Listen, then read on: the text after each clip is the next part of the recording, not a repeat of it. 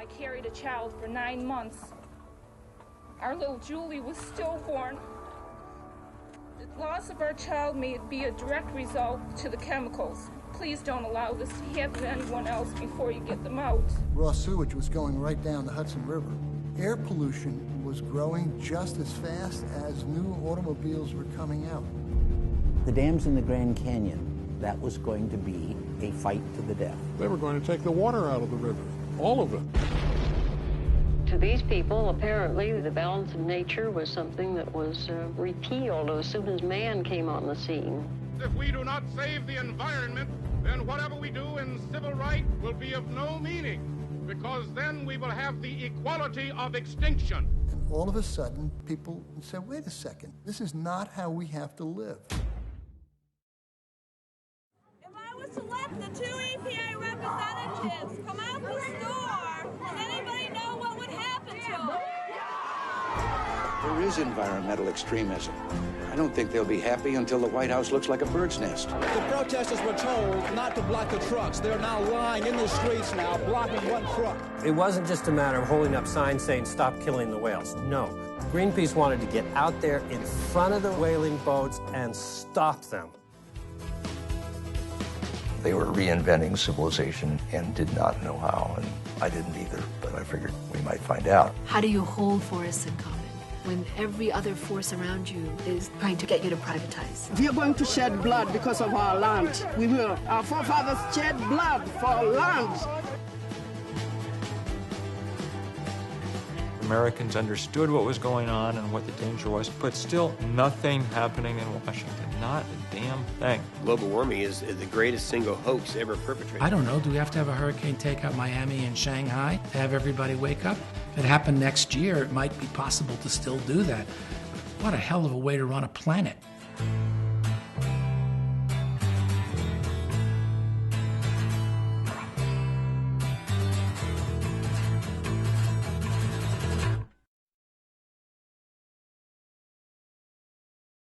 Hi, I'm Debbie Klughers, and you're watching Keepin' It Green. What you just saw was a trailer for a brand new film called A Fierce Green Fire, and it was made by my guest, Mr. Mark Kitchell, coming all the way from California. Yes, yes. And you are here in the Hamptons because you just did a screening over at the South Fork Natural History Museum, and that went really well. Yeah.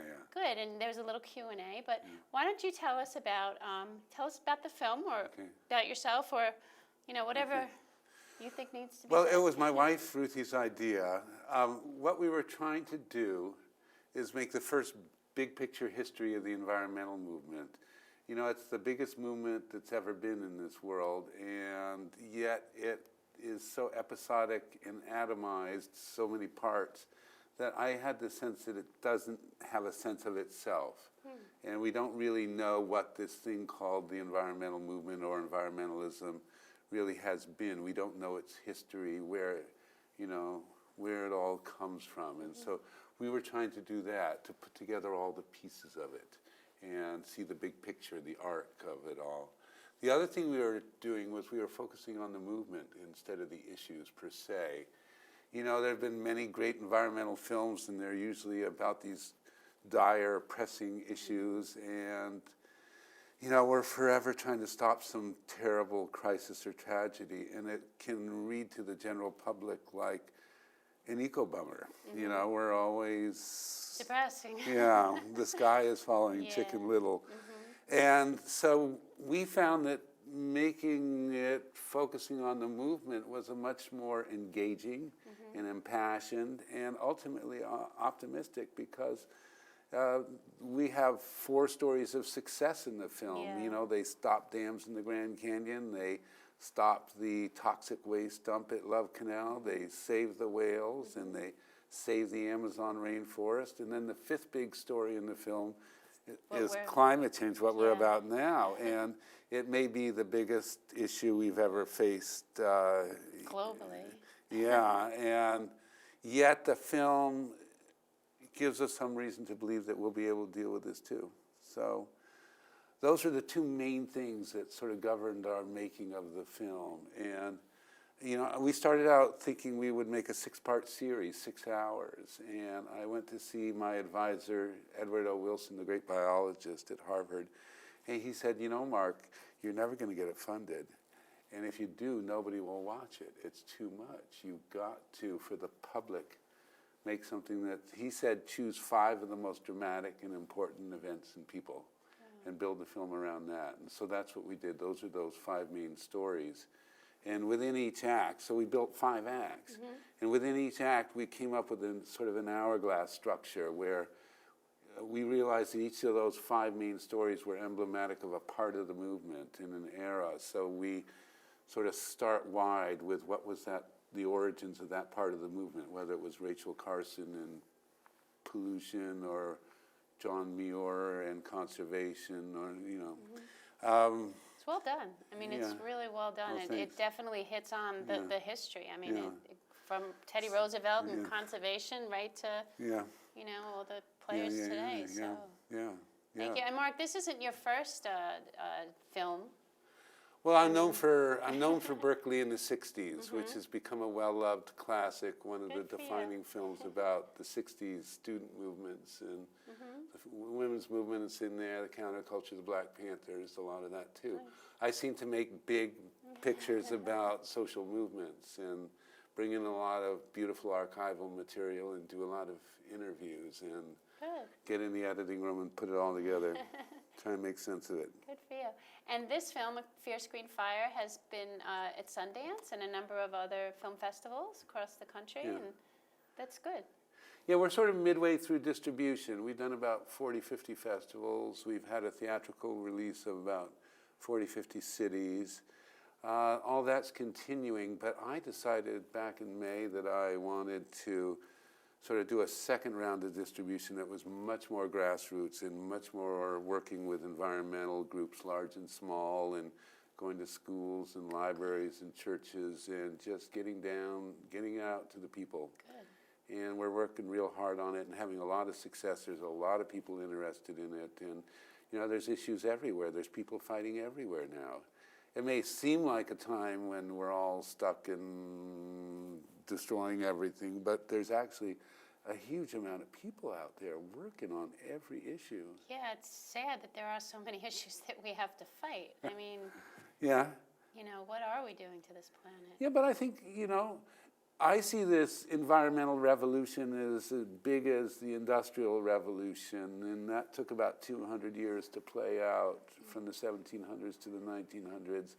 And I think we're maybe 50 years into the next big environmental revolution, which will be about transforming our society, our civilization, to a sustainable basis and a balance with the natural world on which we depend for survival. And so I see a lot of good things happening, and I'm beginning to see changes. And as I put together a timeline for the DVD of the film, I was seeing that actually the amount of wetlands that have been saved, the amount of wetlands has grown since the 60s and 70s. We've turned it around. No, we've saved more land and we've restored more land. Good.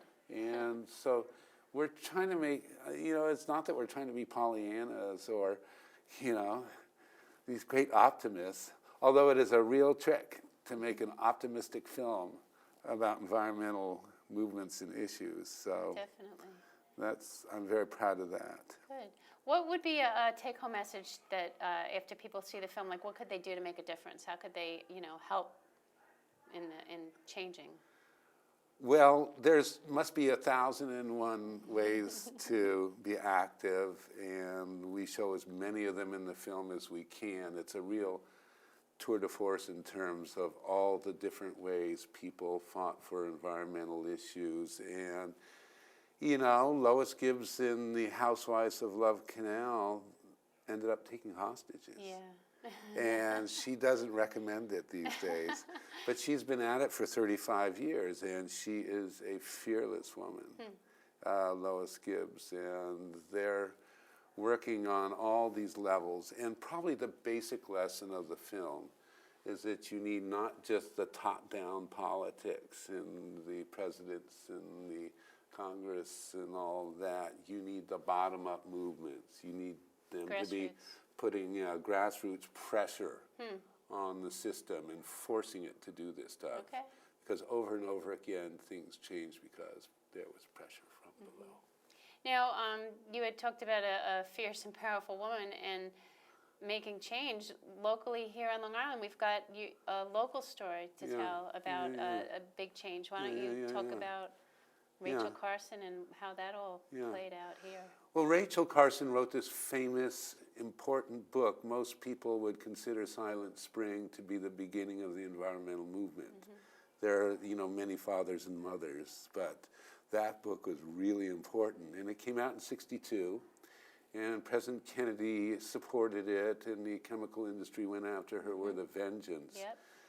But 5 years later, out here at Brookhaven, there were a bunch of scientists and local guys. Dennis, I can't remember his last name. But they decided they wanted to stop the spraying along the roads and in the marshes because it was killing the ospreys. It was killing the birds. And it was destroying the biota of the marshes and wetlands out here. And so they started this group, which became the Environmental Defense Fund. And their early motto, at least, was "Sue the bastards." And Victor Yanacone, who lives still down the island near Patchogue, he was the lawyer they hired, and they went after the Suffolk County District and got them to stop spraying, and it was the first place in the country where they stopped spraying DDT, which was killing everything from pelicans to eagles. And not good for people. Yeah. Either. That's true. But they used to tell us it's good for you, it's fine. And, they used it against malaria, and they would spray. Mosquitoes. There's pictures in the film of them spraying it. Children as they're eating their lunch. At the picnic table, You brought some pictures with you. Would you like to go through them and talk a little bit about them? Sure. So this is the Amazon burning. That's one of our major stories, is saving the Amazon rainforest. And this is a pile of bison or buffalo skulls. Wow. This is, in the 1880s, they got down to, I think, 150 bison were left in the wild. That's how far it went towards extinction. Wow. This is Bob Hunter, the founder of Greenpeace, and that is the fishing boat that they used to go off and hunt the Russian whalers. This is Chico Mendes. Chico Mendes was assassinated a couple days before Christmas in 1988. He was the leader of the Rubber Tappers who fought to save the rainforest. And after they won their first reserve, Rubber Tappers Reserve, he was killed by a local rancher's son. And this is his memorial. That's Chico. What a man. He aged so much in those few years. This is him just before he's killed. He's a great man. He's a Christ figure. This is the Cuyahoga River burning. Wow. This is one of the founding events of the environmental movement. Rivers on fire. You know something's wrong. That's David Brower of the Sierra Club, who was battling to halt dams in the Grand Canyon. They were going to build 2 power dams and a tunnel between them that would have taken the whole river out of the Grand Canyon. Yeah, and he was successful. He succeeded, yes, indeed. Great environmentalist. These are some of the hippies who went back to the land. This is the farm in Tennessee. There were a lot of people who went back to the land and tried to develop alternative ways of living, of growing, of building energy. There was a tremendous outburst that was inspired by the Whole Earth Catalog and many other works. This is one of the German Green Party's most famous posters. The German Greens came to power in something like 85, 87 in Germany, and they grew out of the anti-nuclear movement in Europe. And that's one of their big rallies in Germany. You can see there's Greenpeace at the bottom. They're talking about Hiroshima. This is just a huge rally in a German city against nuclear power and the Pershing missiles that Reagan was putting into Europe to fight the Russians. This is Greenpeace storming a nuclear power plant in England. I just love that. Isn't it a beautiful visual? And this is my favorite. These are the children of Love Canal marching against. They want to be evacuated. And the kid in front of the stop sign has his sign upside down and it says, Love Canal stinks. That's about the size of it. That's Lois Gibbs and her daughter. She was the leader of Love Canal. She's a great environmental leader. And I think the story of Love Canal is probably better known around here than it is around the rest of the country. But it was upstate New York. It was Niagara Falls. And it was the most important early battle over toxic waste and toxic poisons and chemicals. And she's a great leader. She's at it today, 35 years later. And there she is at the Love Canal Homeowners Association calling for a meeting. This looks like when they took hostages. They took a couple of EPA representatives hostage, and that got Jimmy Carter, the president, to agree to their terms to evacuate them. Here she is. One of the most remarkable things they did is they did their own health study, and they found that of 24 pregnancies, only 4 normal babies were born. Wow. And there were children born with extra teeth and extra toes, and it was just, their health study was very important. And the state of New York Department of Health rejected it as something useless data by housewives who have a vested interest. Wow. And so the New York State Health Department did their own health study, and they found the same results, but they ascribed it to a random clustering of genetically defective people. Wow. And this is a protest, a die-in, if you will, at Hooker Chemical's picnic. And Hooker Chemical was the chemical industry that... They were the people who dumped all the poison in the Love Canal. Right. Oh, there they are again. That's my favorite picture. I love that. It's powerful.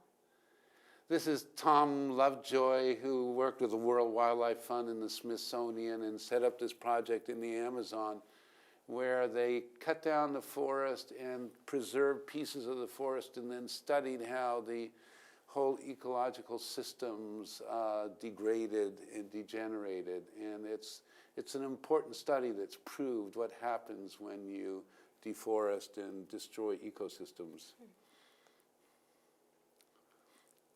There he is again, this time in color. Oh, that's me. And that's my wife's painting of the garbage gyre in the North Pacific in the background. And on the left is a drawing of me by my daughter Celia, who's working on the film too, and my earlier This is showing the ozone hole over the Antarctic, which opened, they discovered it in 85 or 86, and that should have been enough to make an environmentalist out of anybody. And then they banned the chlorofluorocarbons, yes. attributing that to the... Yes, it's one of the great success stories is that they managed to stop the ozone-depleting chemicals.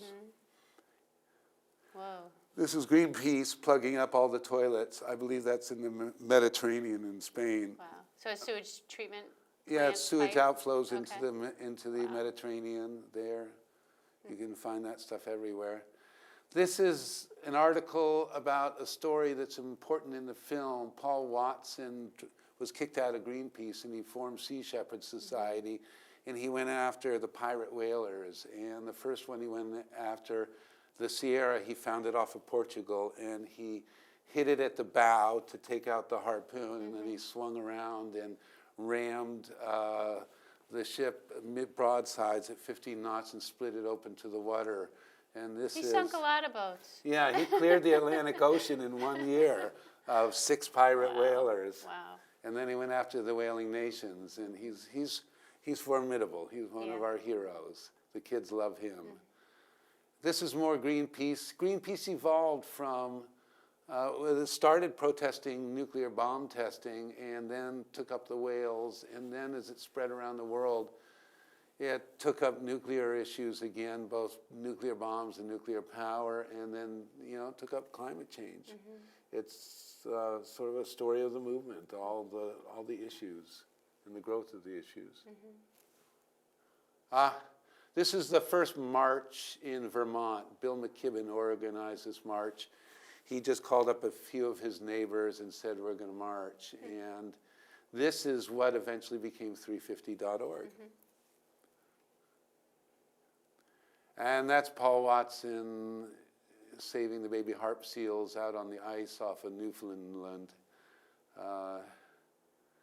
And it's a really powerful part of your film is, you know, for me was the Greenpeace. Another thing I want to bring up is the title of the film. Why don't you tell us how you came up with the Fierce Green Fire?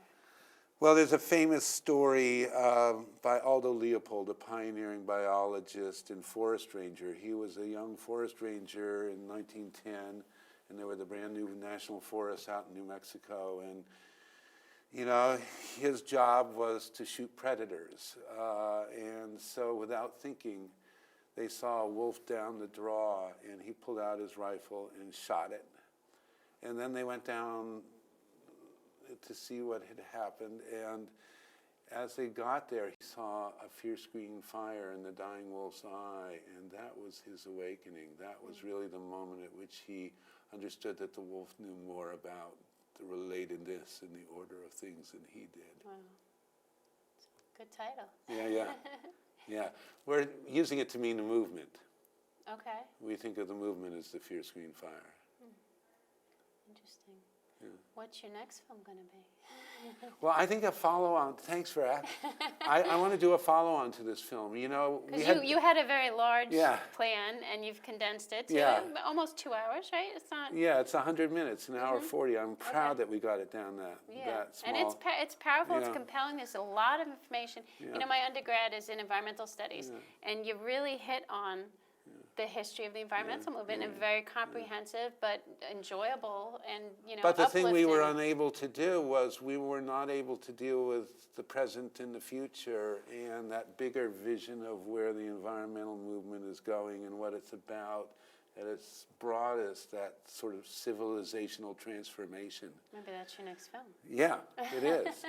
We think of it as Act 6. There are 5 acts in the film, and so we've been talking about Act 6 and what it should be for, you know, a lot of time we've been making the film. And, you know, I want to show all the great things that are going on now. Like, virtually nobody knows about the Sierra Club's campaign called Beyond Coal.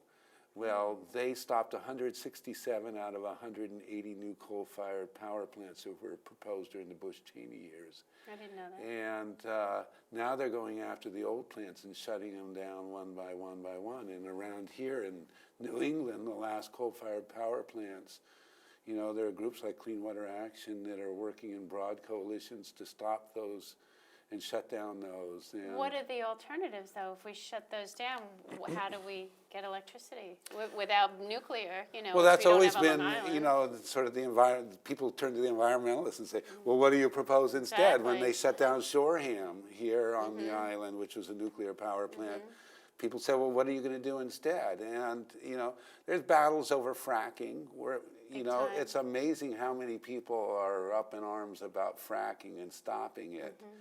And, you know, fracking is, the end product is natural gas, which a lot of people think is clean and ecological. The end product is also poisoning our water that we need to live. I know, and it's changed a lot since. The way California made it through its sort of clean air regulations is they brought in natural gas from Canada. Oh, okay. And but California is loaded with wind turbines. We've got, I think, 2 in this town, the town of East Hampton. You know, 2 major wind growing up in California, you know, in the 70s, they started putting up wind turbines, and there was the beginning of photovoltaics and the first big solar thermal power plant, which focuses all with the mirrors, focuses on a steam turbine. All that was building in the 70s, and it sort of all got killed by Reagan. He took the solar panels off the White House. Yeah. And took away the subsidies and killed the industry, and the wind industry went to Denmark, and It was 30 years ago, though, so what have we done? 40 years. 40 years. No, you're right, 30 years. 35. Yeah, you were dating me. You were making me older. Okay. Well, we've done lots, and it's nice in California. We can go out now and we can see big photovoltaic arrays, and we can see. One of the most ironic things in California is I saw this thing off, and I went to follow it, and it was one of those big solar thermal things with all the mirrors bouncing light up in a tower. The mirrors turn with the sun, Yeah, right? they follow the sun, and this solar thermal installation was right in the middle of an old oil field. Wow. And what do you imagine they were using the steam for? To extract old oil. Oh, man. Well, but it's not so bad, I guess. We're making a change. It's taking longer than we thought, but certainly China's making the change, and Amory Lovins. I want to go back and tell these stories about what's happening now and what the future looks like, that's the next film. And hopefully, the Ford Foundation, my friend who just took over there, will help us make the follow-on film to this, and maybe we'll call it the Fear Screen Future, or who knows what. But that's what we're up to now. So we have about a minute left, and if people wanted to check out your film, they can go onto your website and find out more information about the film and you, and stuff like that, and maybe any of your future projects. You'll probably what is the website address? It's www.afearscreenfire, 4 words, afearscreenfire.com. Good. And there's a trailer there, and there's links to everything else there. Wonderful. And what's coming up is October 1st is the street date for DVD and for video on demand, which means streaming downloads. Gaiam Video, which does a lot of meditation stuff, has picked up the film for VOD. We're very proud of that. And next April, Earth Day 2014, it will be broadcast on public television on American Masters. Wonderful. And in the 9 months in the 9 months coming up, we want to work with environmental groups. We want everybody to invite us to show the film. Schools, churches. We're all about grassroots. Do it yourself. Get the film out to the people. Good. Thank you very much. We're out of time, but thank you for coming on and coming all the way from California. Appreciate it. It's a pleasure, Deborah. Thank you. All right.